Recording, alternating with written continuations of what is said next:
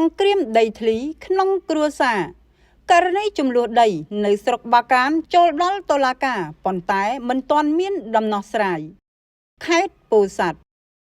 មានករណីចំនួនដីធ្លីមួយកើតឡើងនៅភូមិប៉ោឡោឃុំមេទឹកស្រុកបាកានខេត្តពោធិ៍សាត់ដោយចំនួននេះពាក់ព័ន្ធនឹងសមាជិកគ្រួសារនាំគ្នាពុះដីចាក់ដីសាងសង់ផ្ទះនិងកប់សពនៅលើដីដែលមានម្ចាស់ដើមអះអាងថាមានលិខិតបញ្ជាក់កម្មសិទ្ធិច្បាស់លាស់ម្ចាស់ដីលោកខុតហ៊ុននិងភរិយាអ្នកស្រីខៀវរ៉េនអះអាងថាពួកគាត់បានកាន់កាប់ដីទំហំ50ម៉ែត្រគុណ80ម៉ែត្រចាប់តាំងពីឆ្នាំ1996ដោយបានទិញពីបងបង្កើត2នាក់មានសាក្សីអះអាងពេញលេញលើសពីនេះពួកគាត់ក៏មានលិខិតបញ្ជាក់កម្មសិទ្ធិពីមេភូមិចេញពីឆ្នាំ2006និង2016ដែរទោះបីជាយ៉ាងណានៅឆ្នាំ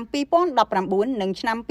2021ពេលគូស្វាមីភរិយាមិននៅផ្ទះអ្នកស្រីខៀវរ៉េនអះអាងថាបងប្អូនជីដូនមួយឈ្មោះពុំលុនបានយកសពប្តីទៅកប់លើដីខ្លួនខណៈឈ្មោះអ៊ុំមុតបានចាក់ដីនិងសាងសង់ផ្ទះលើដីនេះដោយអះអាងថាទិញពីម្ដាយក្មេកក្នុងតម្លៃ40,000រៀលប៉ុន្តែមិនមានឯកសារផ្ទៀងផ្ទាត់ឡើយលោកមិនហ៊ឿនមេភូមិប៉ោឡោដែលបានចេញលិខិតបញ្ជាក់កម្មសិទ្ធិ2ដងបានបញ្ជាក់ថាលិខិតនោះបានផុតកំណត់ហើយអះអាងថាអាចប្រើបានតែ10ឆ្នាំប៉ុណ្ណោះខណៈដែលមេឃុំមេទឹកលោកឈៀវគុជបង្ហាញថាដីនេះត្រូវបានបែងចែកឲ្យកូន2នាក់ខុតណាងនិងពំលុនហើយគ្មានឯកសារច្បាស់លាស់នៃការលក់ដីឲ្យអមុតឡើយក្រោយពេលបាត់បង់ជំនឿចំពោះអាជ្ញាធរមូលដ្ឋានអ្នកស្រីខៀវរ៉េនបានដាក់ពាក្យបណ្ដឹងទៅតុលាការខេត្តពោធិ៍សាត់ទោះបីជាតុលាការបានចេញដីកាជាច្រើនដូចជាដីការុះរើការការពារនិងផ្ទេរសមត្ថកិច្ចក៏ដោយក៏នៅមិនទាន់មានដំណោះស្រាយច្បាស់លាស់ឡើយអ្នកស្រីខៀវរ៉េនស្នើសុំឲ្យមន្ត្រីសូរិយោដីខេត្តពោធិ៍សាត់ចុះកំណត់ព្រំដីនិងអនុវត្តច្បាប់ដោយត្រឹមត្រូវ